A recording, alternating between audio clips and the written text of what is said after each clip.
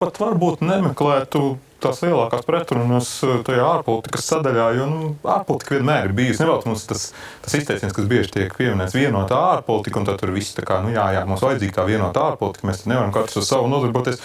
Un es domāju, ka tas jau ir bijis viss vēsturiski, Eiropas Savienība, NATO, viss tas virzība tā. Visi kaut kur ir mēģinājuši tajās vienās sliedēs braukt, tur ar kaut kādām niansēm. Un tad, protams, ir atsevišķie spēki, kuri brauc, skatās pavisam citā virzienā, un arī tagad mēs redzam, kuri tur skatās. Cita lieta, ka varbūt daži gribētu vairāk skatīties, bet šobrīd tajā programmā un vispār tā publiski nevar atļauties to pateikt, ka mēs tomēr gribētu arī tajā virzienā skatīt. Daži pasaka ļoti atklāti. Tas ir tas, ko es gribēju pieminēt, ka ja stabilitātei pasaka šito frāzi, kas ļoti atklāts, tad suverēnā vārā jaunatvieši pasaka nepieļaut Latvijas iesaistīšanos militārijos konfliktos, tā skaitā to finansēšanu.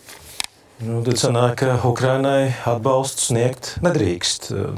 Tas ir acīm redzams militārs konflikts, lielākais karš Eiropā pēc Otrā pasaules kara. Tāpēc, ir partijas, tajā ziņā var stabilitāti apsveikt, ka viņi tieši pasaka, kas viņi tādi ir, ko viņi domā, bet citi nepasaka.